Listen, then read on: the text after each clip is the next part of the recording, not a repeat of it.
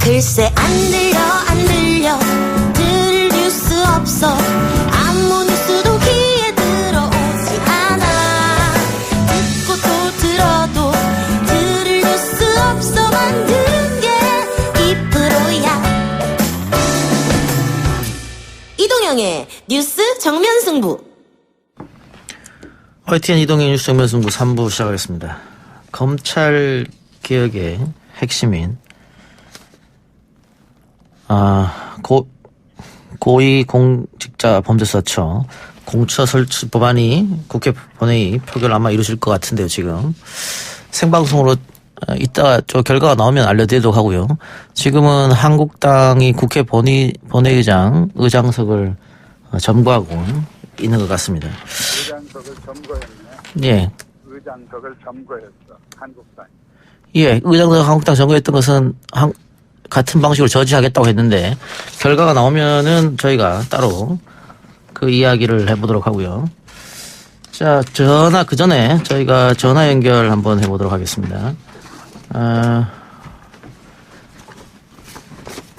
자유한국당이 비례정당을 만들겠다 이런 얘기를 했었는데 선거법 개정에 맞춰서 비례대표 전담 정당을 만들겠다고 공언했죠.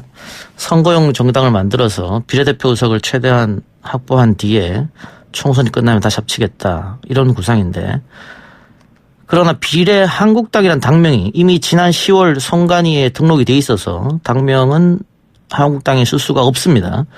일각에서는 비례한국당이 5인 투표를 노린 꼼수 정당 아니냐 이런 시각도 있는 것 같은데요. 비례한국당 최인식 대표 연결해서 입장 한번 들어보도록 하겠습니다. 대표님 나와 계십니까? 네. 예. 안녕하세요. 예. 네. 비례한국당 정식으로 창당을 한 건 아니죠? 지금 창당준비위원회만 신고가 되어 있고 10일까지, 1월 10일까지 그 창당을 다 마칠 계획입니다. 절차는 다 끝이 났습니까? 필요한 준비는? 필요한 입당 원서는 이미 다 받았고요. 예. 각 필요한 저기는 다 이제 절차는 다 된데 그 창당 대회를 지역별로 예. 지금 부산 경남서부터 부산 경남이 9일날 하고요. 예. 그 전에 이제 대구 경북 그리고 서울 경기 인천 그리고 충남 이렇게 지금 다 준비가 돼 있습니다. 예. 그래서 10일까지 창당을 다 마칠 계획인데요. 예. 그 장소 섭외 관계 때문에 지금 예. 확정이 안 나와 있습니다. 예. 날짜는. 그러니까 별 문제 없으면은 창당은 이루어지는 거네요. 예, 창당은 10일까지 다 되고요. 예. 지역당이 먼저 창당이 돼야 되니까. 예. 시도당 창당은 10일까지 다 마칠 계획입니다. 어떤 분들이 함께하고 계십니까? 주로 제야, 자유우파 진영의 제야 인사들이고요. 예. 단체, 개인 이렇게 돼 있고요. 전문직에 종사하는 보통의 시민들이 주축이 됐습니다. 이점적으로 보수 정당이라고 보면 되겠습니까? 예, 보수라고 보면 됩니다. 예. 그런데 왜 한국당이라는 당명을 선택하셨을까?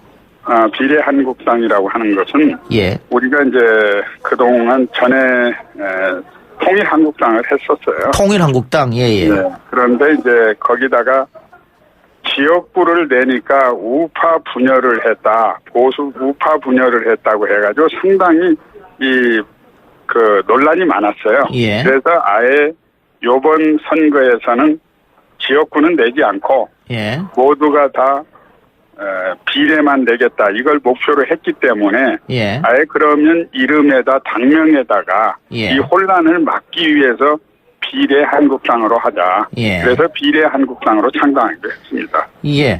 그러면은 선거법이 이렇게 바뀔 거다 예상하고 만드신 겁니까? 구체적으로 선거법이 어떻게 된다는 우리는 근본적으로 다시 말씀드리면 연동제 이 선거법은 절대로 우리는 반대하는 사람입니다. 예. 연동제는 이거는 민주주의 의회 정치를 근본적으로 파괴하는 제도라고 생각하기 때문에 우리는 이걸 꾸준히 그동안 반대해왔고요. 예.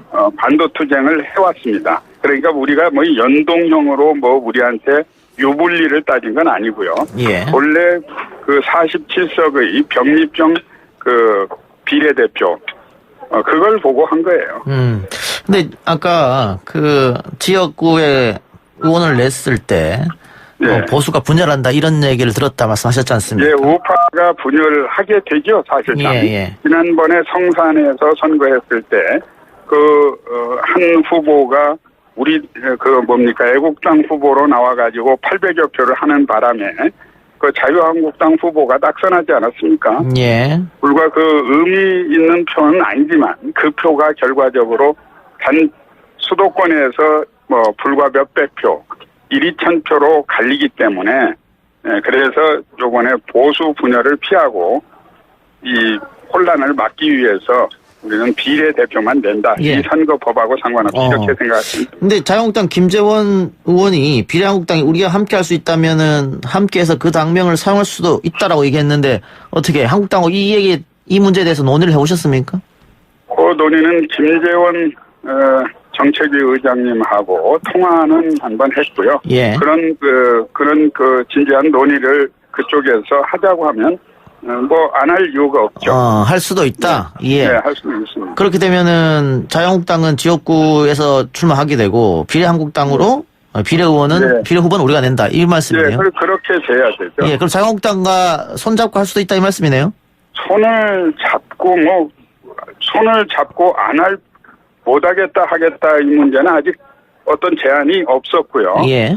그러니까 그걸 지금 우리가 얘기할 수는 없죠.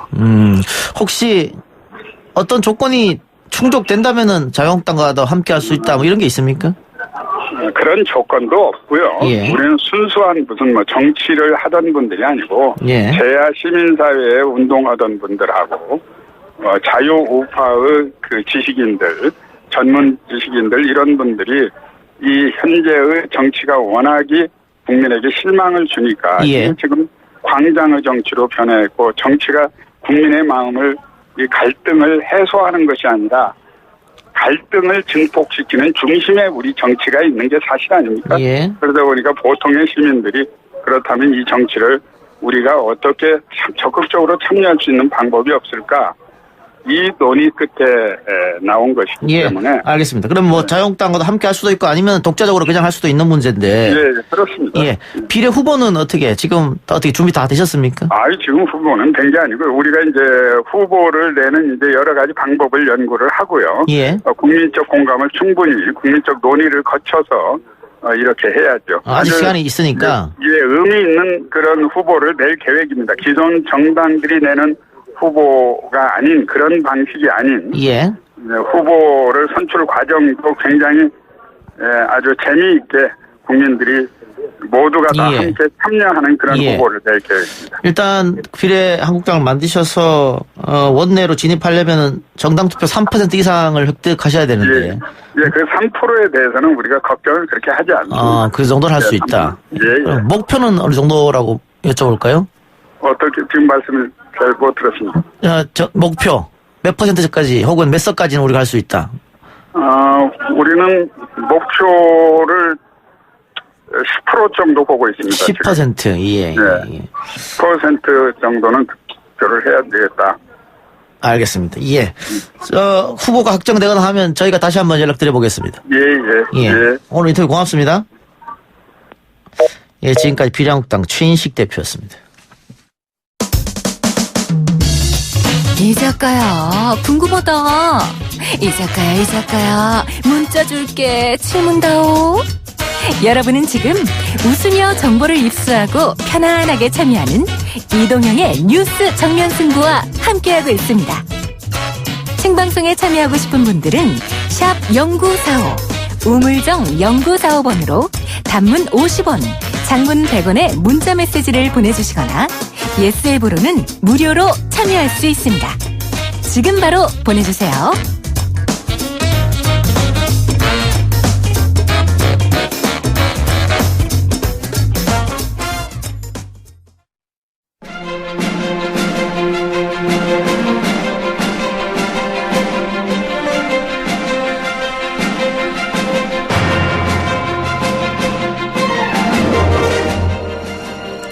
검찰 개혁 핵심 있죠? 공수처 설치 법안.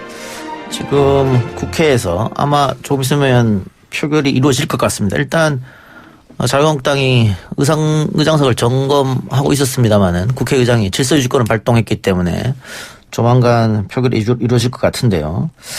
검찰 개혁이 공수처 설치로 이루어질 것인지 검찰 개혁에 대한 향방 초대 손님 두 분과 함께 이야기 나눠보겠습니다.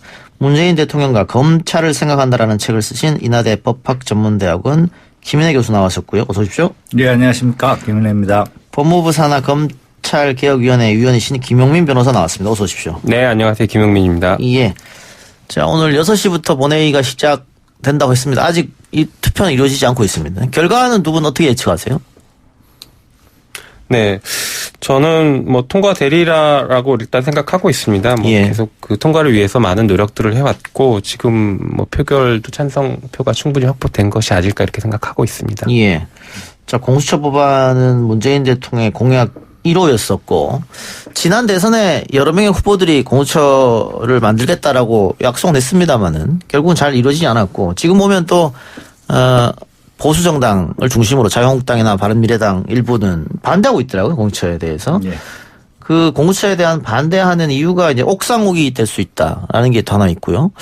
이게 야권을 탄압하는 또 기구로 흐르지 않느냐. 뭐 이런 크게 보면 두 가지 반대 있는 것 같아요. 두 분 보시기에 그 반대 이유가 타당성이 있다고 보십니까? 예, 일단은 공수처 법안에 대한 연역을 좀 살펴보면요. 예.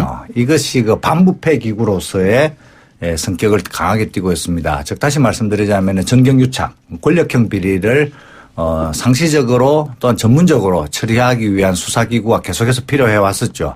대검 중수부가 이에 대해서 대응을 해왔습니다만 끊임없이 정치 권력에 의한 압력 또는 이를 통한 그 검찰의 야합 등으로 인해서 사건이 제대로 처리되지 못한 그런 아픈 역사가 있었습니다. 그리고 그 이후에 이러한 문제를 극복하기 위해서 특검 제도를 도입해서 네. 특검으로 이 문제를 해결해 왔는데요. 특검을 약 13번 정도 했는데 이 과정에서도 역시 모든 문제가 정확하게 깨끗하게 해결되지 않았었죠. 예. 그 이유는 특검이 정치적인 이유로 인해서 출범 자체가 어려웠을 뿐만 아니라 임시적이고 또한 그런 기간에 제한이 있는 한시적인 조직이었기 때문입니다. 그렇기 때문에 전문성도 떨어지고 그렇게 해서 중요한 그런 권력형 비리 사건에 대한 대응이 제대로 이루어지지 못했던 거죠. 그래서 1996년도부터 이 공수처 또는 공주부패수사처 등으로 인해서 등의 이름으로 이 공수처가 계속해서 제기가 되어 왔었고 일종의 이제 국가적 아젠다로 예. 상정이 되어 와서 추진되어 왔습니다. 이것이 이제 드디어 이제 결실을 보게 되었는데요. 그래서 우리나라 역사를 쭉 살펴보면은 이런 이제 권력형 비리, 정경유착, 그악을 척결하기 위해서 대검 중수부가 가진 한계를 극복하기 위해서 특검제도가 도입됐고 특검제도의 한계를 또 뛰어넘기 위해서 공수처가 도입되는 것이기 때문에 역사의 흐름으로 본다면 굉장히 좀 자연스럽다 이렇게 말씀드릴 수가 있죠. 그리고 당시에 문제가 됐던 정경유착이나 그런 권력형 비리라는 것이 주로 대통령 친인척의 비리였습니다. 지금도 기억이 생생하시겠습니다만은 고 김영삼 대통령과 고 김대중 대통령의 그런 친인척 예. 또 자녀들의 비리가 심각해서 예. 이런 얘기가 많이 나왔었던 거죠. 그래서 이러한 문제를 제대로 해결하기 위해서 여야가 힘을 합쳐야 된다는 것은 뭐 광범위한 공감대가 형성되어 네. 있었고 그래서 2012년도와 2017년도 대통령 선거 때는 그 여야가 모두 이 문제를 제대로 해결하기 위해서 특별검사제라든가 공수처라든가 아니면 상설특검제 등과 같은 제도를 많이 제안을 예. 해왔었습니다. 그런 형태가 지금 이제 모아져서 국회의원들과 그리고 정부의 힘이 모아져서 이제 공수처로 출범이 되게 되어서 이러한 그런 애초의 목적에 비추어 보면 또 그러한 그 우리나라 역사에 비추어 본다면은 그러한 옥상옥이다 또는 그런 뭐 특정 정치 세력에 대한 예. 탄압이다라고 얘기하는 것은 좀 근거가 부족한 것으로. 부족하다. 예. 뭐 김 변호사님. 저도 덧붙여서 좀 말씀드려보면 지금 공수처법안을 보면은 야당 탄압이라는 게 사실상 불가능한 그 정치 공세에 불과하다 이렇게 보여집니다. 지금 올라간 법안 자체가요? 예, 맞습니다. 왜 그러냐면 공수처장을 임명할 때에는 그 위원회 7명 중에 6명이 동의를 해서 2명의 후보를 추천하도록 돼 있는데 예. 그 7명의 위원 중에 야당에서 그 위원을 2명을 위촉할 수가 있습니다. 예. 다시 말해서 위원 야당에서 반대를 하면 아무도 그 처장으로 추천이 안 되는 구조입니다. 예. 야당 두 표가 매우 중요한 표가 되는 것이죠. 그래서 야당 탄압용으로 이게 활용될 것이다라는 것은 지금 잘못된 그 우려이다라고 볼 수 있습니다. 예. 그리고 옥상옥 부분은 사실은 검찰과 공수처는 서로 견제하고 경쟁하는 관계입니다. 쉽게 말해서 공수처의 잘못은 검찰이 또 수사를 할 수가 있거든요. 그렇기 때문에 옥상옥이 아니라 서로 견제와 경쟁 관계다라는 게 중요할 것 예. 같습니다. 예. 그 옥상옥과 관련해서 좀 말씀드리자면은 애초에 공수처가 반부패 기구, 반부패 전담 수사기구로서 구성이 되었습니다만은 이것이 이제 검찰개혁의 요구와 함께 되면서 검찰 권한을 분산시키고 서로 견제하는 그런 장치로서의 기능을 함께 띠게 되었습니다. 그래서 검찰개혁의 이제 일환으로 이렇게 이제 나오게 된 것이죠. 그래서 검찰과 동등한 지위에서 서로가 서로를 견제하고 또한 감시하고 또한 이제 서로의 그런 비리 문제를 수사를 할 수 있도록 이렇게 권한 배분을 해놓은 것이죠. 그래서 정확하게 본다면 권한을 수평적으로 분산시킨 것이다. 이렇게 이제 얘기를 할 수 있고 이를 통해서 그동안에 계속 있어 왔던 검찰의 그런 많은 비리들 그리고 그걸 통한 국민들의 의혹 그리고 또 자기 식구 감싸기와 같은 그런 의혹들을 충분히 해소할 수 있지 않을까 싶습니다. 검찰의 그 비리가 최근에 그 국정농단 사태를 중심으로 해서 홍만표 그다음에 진경준 스폰서 검사 그다음 벤처 검사 등과 같은 여러 사례가 있었습니다만 이 부분에 대해서도 만약에 검찰이 직접 수사를 하는 것이 아니라 외부 기관에서 수사를 한다면 좀 더 공정하고 엄정하게 수사가 됨으로써 재발 방지하고 그다음 또 국민들의 의혹도 충분히 해소할 수 있을 것으로 이렇게 예상이 됩니다. 지금 올라간 법안의 고위 공직자는 어디서부터 어디까지입니까?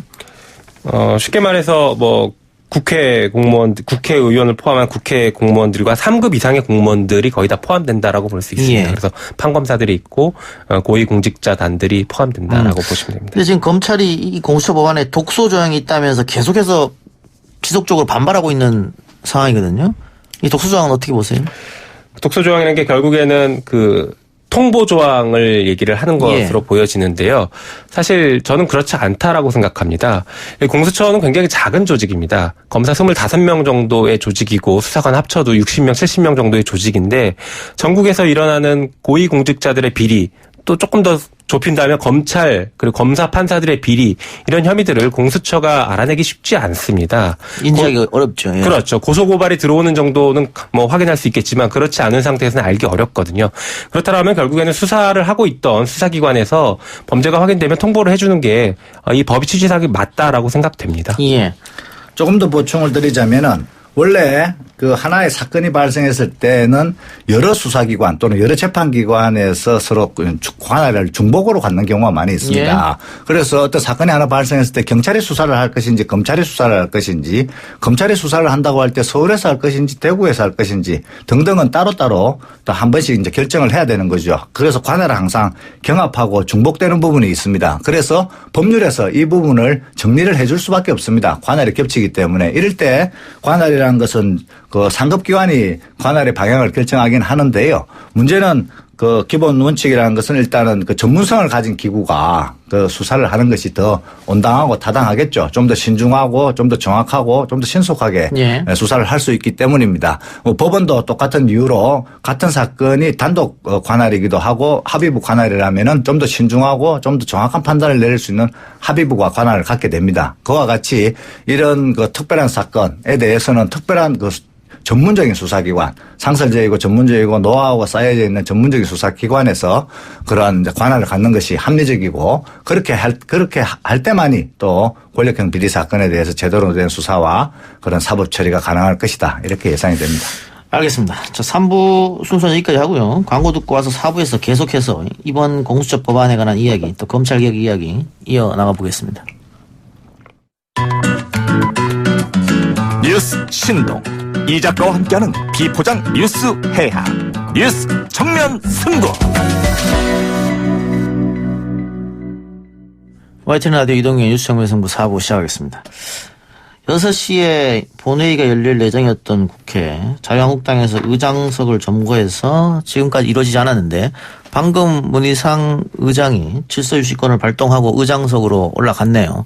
아마 곧바로 표결이 이루어질 것으로 보여집니다. 결과가 나오면 다시 속보로 여러분들한테 알려드리기로 하고요. 자, 이번에 통과된 공수처법. 아까 제가 반대 논리로 옥상옥 그리고 야당 탄압 뭐 이런 얘기가 있다고 했는데 이번에 공수처 플러스 1 협의체에서 추가를 했었죠, 법안에. 청와대가 공수처에 관여할 수 없다. 예, 이 부분 좀 설명 좀 해주시죠. 네. 이번에 추가된 내용이 이제 그 내용을 잠시 말씀드리면은 대통령이나 대통령 비서실 등이 청와대 공무원들이 수사처에 대해서 업무 보고나 자료 제출 요구 등을 할 수 없다라는 규정을 신설했습니다. 예. 이것과 관련해서 사실 아까 말씀드린 통보 조항, 그 검찰에서 수사하다가 고위공직자 비리가 발견되면 공수처에 통보해야 하는 조항과 관련해서 검찰의 그 비판 지점은 이거였습니다. 그렇게 하면은 청와대에 정보들이 다 가는 것 아니냐. 예. 그래서 청와대에서 사실상 고위공직자 수사를 못하게 하는 것 아니냐라는 우려들을 얘기를 할 수 있었는데 그것에 대한 대비책으로서 아예 명문의 규정을 둔 것입니다. 청와대는 아무것도 자료 제공도 요구하지 못하고 정보 제공 요구를 못한다라는 취지인 것이죠. 예. 그런데 또 이런 얘기도 있더라고요. 우병우 같은 사람이 또 들어와서 그 뭐 마음대로 직권을 남용하고 하면 이 조항이 과연 의미가 있는 조항이 될 것이냐. 그런 비판에 대해서는 어떻게 보세요? 이런 조항을 둔다는 것 자체가 상당히 경고의 의미를 가지고 예, 있는 예. 것이죠. 예. 그리고 이것이 법이 그대로 나와 있기 때문에 언제든지 조금이라도 이에 어긋나는 행동을 하거나 또는 행동을 한다고 의심을 받게 되는 경우에는 이걸 근거로 해서 청와대를 강하게 비판할 수 있고 또 그것에 대해 견제를 할 수 있기 때문에 조항의 의미는 뭐 충분히 있다고 보여집니다. 다만 뭐 모든 법이 완벽할 수는 없는 것이기 때문에 그런 법을 운영하는 사람의 또 자질도 또 충분히 높아져야겠죠. 예. 뭐 이런 공수처의 법안을 악용하려고 하는 그런 경우가 발생하는 것에 예. 대비해서 여러 가지 또 보완 대책을 가지고 있는데요. 그 중에 하나가 또 검찰이 공수처의 그런 범죄에 대해서는 또 수사하도록 되어 있기 때문에 그런 것들은 상호 견제를 통해서 대부분 걸러질 것으로 이렇게 보여집니다. 예. 예.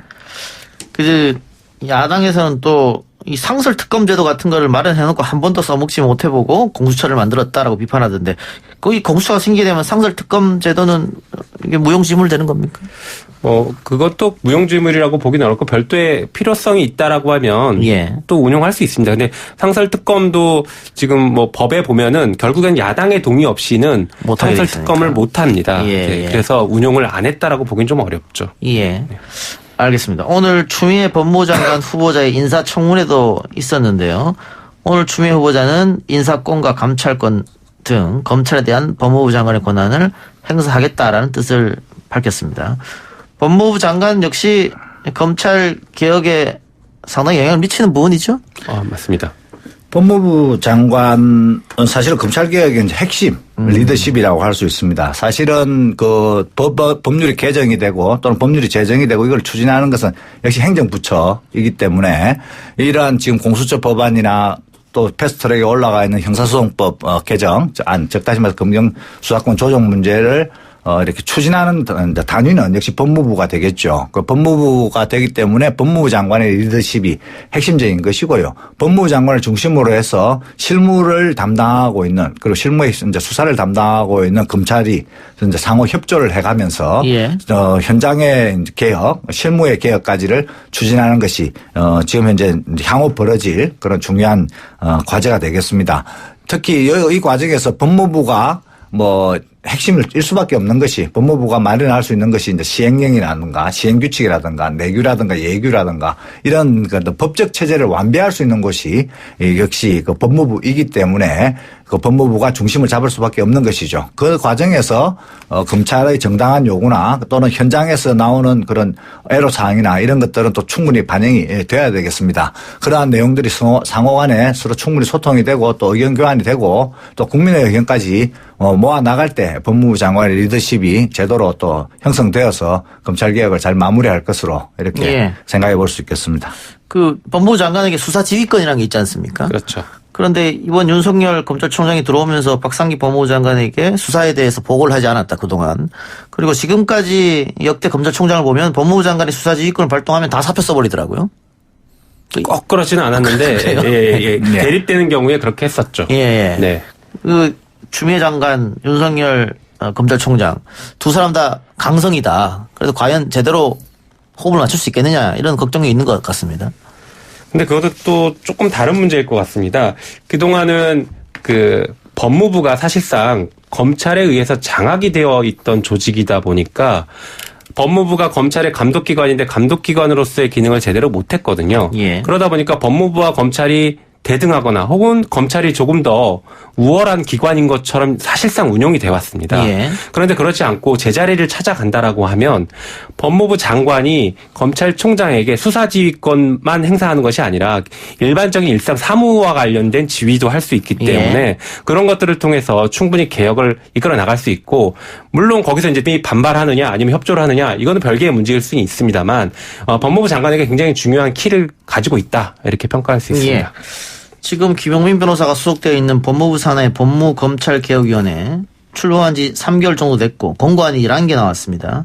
직접 수사 부서 인원을 5인으로 축소 혹은 정관예우 방지를 위한 사건 배당 기준이 설치. 최근에 나온 권고안이 옴부즈만 제도를 수용해라. 좀 설명이 필요할 것 같은데요. 네, 옴부즈만 제도를 이제 수용해라라는 권고를 최근에 했는데 네. 이게 검찰에서 수사를 할 때 어떤 절차적인 문제나 인권 침해나 이런 것들이 있다라고 하면 민원을 제기할 수 있어야 되는데 현재는 그 민원 제기가 거의 막혀 있습니다. 예. 그러다 보니까 국민권익위원회에서도 사실 이런 그 수사기관의 옴부즈만 수사기관의 잘못된 행동에 대해서 민원 제기할 수 있는 이런 규정들을 만들어 놨는데 특이하게 예. 검찰만 빼고 경찰만 넣어놨습니다. 그래서 법률 개정안들이 올라가 있고 이게 지금 개정이 될 가능성이 있는 상황에서 법무부와 검찰이 반대 입장을 내고 있습니다. 예. 그래서 저희 그 개혁위원회에서는 법무부 전향적으로 그 입장 변경해라. 그래서 적극적으로 수용해라라는 권고를 한 것입니다. 예. 이 말 그대로 권고안이니까 네. 대검이나 법무부에서 안 받으면 그만 아닙니까?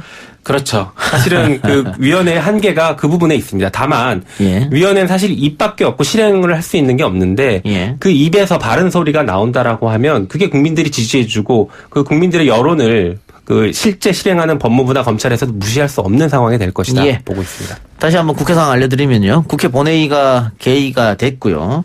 의장석 앞에서 반대 시위를 하던 자유한국당 의원들도 자리로 돌아갔습니다. 지금은 김정재 자유한국당 의원이 의사진행 발언을 하고 있는데요. 아마 의사진행 발언 김정재 의원 혹은 몇몇 사람 더 할 수도 있을 텐데 끝이 나면은 투표에 들어가지 않겠나 그런 생각 드네요. 소식 들어온 대로 알려드리고요. 자, 공수처법은 표결을 눈앞에 두고 있고 남아있는 것이 검경수사권 조정안입니다. 지금 당장 민주당에서는 검경수사권 조정안은 조금 더 두고 보겠다 시간을 아마 3, 4일 혹은 일주일 정도 두고 보겠다고 얘기하는 것 같은데 이 검경수사권 조정안의 핵심이 기소권은 검찰에게 수사권은 경찰에게 이런 내용 아니겠습니까? 네. 좀 부족하다는 의견도 있던데 교수님 봤을 때 어떻습니까? 4+1 협의체의 최종 합의안. 예, 지금 이게 너무나 큰 이제 우리나라 사법 체제상의 큰 변화죠. 특히 예. 수사기관을 둘러싼 큰 변화인데 이게 사실은 뭐 오랫동안의 수건이었고 그리고 이제 그 세계 보편적인 수사 시스템을 이제 쫓아가는 것이기 때문에 예. 또한 인권 친화적이고 그래서 뭐 어떠한 형태로든 결론은 나야 될 것으로 보여집니다. 예. 또 결론 나야 될 시점이 되었고요. 그래서 이 부분에서는 뭐 아쉬움이 있다 하더라도 예. 일단 출범을 하고 그 다음에 이제 좀 더 그 내용을 실질적으로 보강을 하는 것이 필요하죠. 실질적으로 보강을 하는 것이 그것으로 이제 첫 번째로는 이제 검찰이 가지고 있는 과도한 이제 직접 수사권이 좀 많이 인정이 되고 있는데 이 부분을 이제 조금씩 줄여나가는 그 기소권과 수사권의 분리라는 기본 원칙에 따라서 검찰이 직접 수사권을 좀 줄여나가는 그런 이제 작업이 우선적으로 이루어져야 될 것 같고요. 예. 그다음 두 번째로는 이제 경찰이 최종적으로 사건을 마감하고 또한 사건을 독자적으로 처리한다고 했을 때 그에 대한 여러 가지 보완책 또는 견제책 이런 것들을 또 자체적으로 조금씩 실험해 가면서 내용을 충실하게 만들어 나가면은 그 검경수사권 조정이 지금은 출범이지만 그 내용이 좀 더 구체화되면서 좀 더 풍부하게 되고 또한 한국 사회에 안착할 것으로 이렇게 예상합니다. 예. 네, 저는 이게 과도기적인 법률이다 이렇게 생각합니다.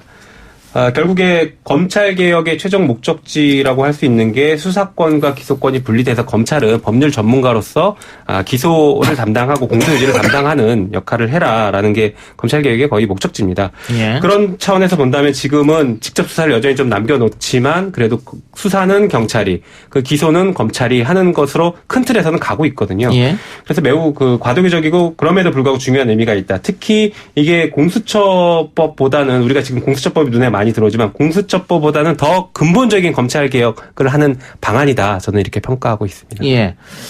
교수님 2011년도 인터뷰 보니까 검찰이 사실상 대통령보다 더 큰 권한을 갖고 있다고 볼 수 있다 이런 얘기 하셨어요. 네.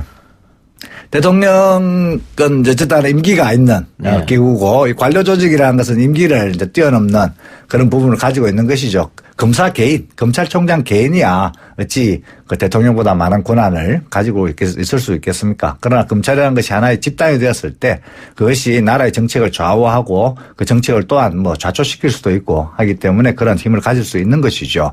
네. 뭐 예를 들면 우리나라에서 흔히 얘기하는 것으로 뭐 그 경제 쪽을 담당하고 있는 관료들을 모피아라고 부르는데요. 예. 이 사람들이 사실은 경제 정책을 좌우를 하고 있지 않습니까? 이 부분은 뭐 대통령이 바뀐다 하더라도 큰 변화를 실어내기는 큰 변화를 초래하기는 어려운 것이죠. 또한 뭐 법적 권력을 보더라도 각 개인의 법조인들의 힘은 약하지만 그 사람들이 모여서 하나의 카르텔을 형성했을 때는 이런 뭐 국정농단 사태와 비슷한 사태도 일어나고 또한 뭐 대법원의 재판도 좌우하는 그런 사법농단 사태도 일어나는 것이죠. 네. 그런 측면에서 본다면 개개인의 그런 법조인은 개개인의 검사들은 힘이 약하지만 조직으로서 또한 하나의 카르텔로서 이렇게 행동하는 그런 집단이 된다면은 그 사회를 좌우할 수 있을 정도의 국가를 좌우할 수 있을 정도의 큰 힘을 행사할 수 있다 이렇게 보여집니다. 대한민국 검찰이 전 세계에서 가장 막강한 권력을 갖고 있다. 그것은 뭐 익히 알려진 사실인데 그 중에서 특히 이제 기소의 문제, 기소 독점,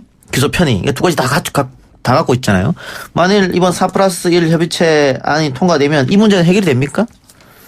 그렇지는 않습니다. 예. 그 뭐 기소 독점 부분은 지금 공수처가 어떻게 보면은 기소 독점주의를 깨는 방법인 거죠. 예. 검찰과 경찰의 수사권 조정 문제가 기소 독점주의를 깨는 건 아니고 또 기소 편의주의는 여전히 검찰에게 있습니다. 다만 그 기소 편의주의가 정말로 적절한 재량권 행사를 한 것이냐 아니면 누군가를 봐주기 위해서 재량권을 남용한 것이냐 이거에 대한 평가는 여전히 남아있고 그 부분을 어떻게 통제할 것인가가 사실은 그 공수처법과 더불어서 매우 중요한 이슈가 향후 될 것이다 이렇게 저는 생각하고 있습니다. 또 하나 그 노무현 전 대통령에 대한 검찰 조사부터 계속해서 문제가 불거진 건데 피의사실 공표 논란 언론이 또 검찰이 빨대를 이용해서 밖으로 흘린다 언론 플레이한다 이 문제 조국 전 장관 조사 때도 계속 불거졌었고 법무부 훈령이 바뀌었다. 청와대에서 공개 경고했는데 지금도 계속 흘러나오고 있거든요. 그래서 아예 이 법을 없애라. 이거 이 법으로 처벌당한 사람 한 명도 없는데 이런 얘기까지 나올 정도입니다. 이 모든 내용들 사실은 이제 엄격히 금지되는 상황입니다. 법률적으로 특히 피의사실 공표죄는 선진국에서는 이러한 죄가 없습니다. 뭐냐면은 일반적으로 공무원들은 공무상의 비밀을 누설할 수가 없거든요. 수사 과정도 일종 비밀이기 때문에 누설해서는 안 됩니다. 누설하면 처벌을 받게 돼 있죠. 그러나 우리나라는 그런 공무상 비밀 누설 이외에 피해사실 공표를 금지함으로써 더욱더 피해자들의 인권, 피해자들의 사생활을 보호하겠다는 의지를 표명하고 있는데요. 이걸 이제 지금까지 계속해서 위반해 온 것이죠. 아시다시피 수사의 대상에는 제한이 없습니다. 대통령이라도 또는 장관이라도 범죄 혐의가 있다면 수사를 해야 됩니다. 다만 수사의 방법은 제한이 있습니다. 과거에 그 독재시대의 수사의 방법을 지금 현재와 같은 인권 친화적인 사회, 미래 사회에 그대로 적용할 수는 없습니다. 인격 말살적인 수사라든가 괴롭히기 수사 또는 사생활을 폭로하는 그런 수사 등은 엄격히 금지돼야 되죠. 그런 것들을 하기 위한 인권 친화적인 수사 개혁 또 지금 현재 가장 또 중요한 당면 하나의 과제입니다. 이 부분은 경찰도 충분히 이제 목소리를 들어야 되는 부분이고 검찰도 수사하는 과정에서 이 부분을 이제 충분히 반영을 해야 되겠습니다. 이걸 하기 위해서 일단은 법을 지키는 것이 우선입니다. 법을 지키는 것이 우선이기 때문에 피해사실 공표죄와 같은 것이 있기 때문에 그리고 공무상 비밀 누설 금지라는 명백한 또 법률 규정이 있기 때문에 이 규정을 잘 지키면서 인권 친화적인 여러 가지 수사 방법들을 좀 개발해서 이거를 적용시키고 현장에 안착시키고 함으로써 국민들의 인권을 함께 보호하는 그런 수사기관으로 다시 태어나야 한다. 이렇게 볼 수 있는 것이죠. 청취자 의견 하나 볼까요? 0148님. 천상천하 유아 독전의 기구로 변질될 확률도 있을 것 같습니다라는 의견 주셨는데. 공수처에 대해서 말씀하시는 거죠? 그렇지는 않습니다. 아까 말씀드린 것처럼 공수처의 어떻게 보면 핵심 키워드는 견제와 경쟁입니다. 경찰과 경쟁을 하는 구조가 될 수도 있고 서로 견제하는 그 구조가 될 수도 있습니다. 공수처가 잘못하는 것은 검찰이 얼마든지 수사할 수 있습니다. 그렇기 때문에 공수처가 모든 것을 다 이렇게 마음대로 할 수 있는 상황은 절대 오지 않는다라고 보시면 공수처에 됩니다. 대해서는 검찰이 견제하고 검찰은 공수처 견제하고 당연하죠. 상호 견제 보완이 된다는 말씀이죠. 맞습니다. 예, 그 기관 자체도 굉장히 이제 적고 검사들 수가 25에서 30명 정도이기 때문에요. 뭐 굉장히 숫자도 적고 관할하고 있는 인적 대상도 고위공직자로 한정이 되어 있고 그다음에 그 대상 범죄도 부패라든가 권한남용 범죄로 한정이 되어 있기 때문에 그러한 그런 뭐 옥상옥이라든가 천상천하 유아독존식의 예. 그런 뭐 나라를 전체를 뒤흔드는 그런 기구로서 활동할 가능성은 뭐 없다고 보여집니다. 알겠습니다. 아직 법안이 상정이 안 된 것 같은데요. 일단 김정재 의원이 의사진행 발언을 했었고 반대로 민주당 의원도 의사진행 발언을 한 것 같고요. 지금 곧 있으면 아마 투표가 이루어질 것 같은데 만일 공수처법 표결이 이루어지고 통과가 된다면은 이 공수처가 언제 출범하게 됩니까? 내년 여름쯤 하게 되는 겁니까? 그거는 아마 봐야 할 것 같습니다. 네, 말씀드린 그렇습니다. 것처럼 네. 후보자 추천위원회에서 후보자를 추천해야 되는데 야당이 반대하는 경우에는 안 될 수도 한쪽부터 없이 있으니까. 미뤄질 수 있습니다. 예. 네. 법률상으로는 6개월 동안 6개월이. 준비를 하도록 되어 있는데요. 뭐 잘 되는 경우엔 그렇습니다만은 역시 국회 상황이 예. 또 중요하기 때문에 국회에서 추천이 제대로 이루어지지 않으면 약간 늦어질 수도 있겠습니다. 예. 알겠습니다. 자, 오늘 두 분 말씀 여기까지 듣겠습니다. 수고하셨습니다. 네, 감사합니다. 감사합니다. 국회 상황 다시 한번 알려드리겠습니다. 지금 이 공수처법에 대해서 무기명으로 투표를 하자라는 건이 올라왔고요. 이것은 투표를 통해서 부결됐습니다. 부결됐고 이것이 부결되자마자 자유한국당 의원들은 집단 퇴장했고요. 아직 공수처법에 대한 표결은 이루어지지 않고 있습니다. 오늘 방송 여기까지 마무리하고요. 저는 내일 이 시간 다시 돌아옵니다.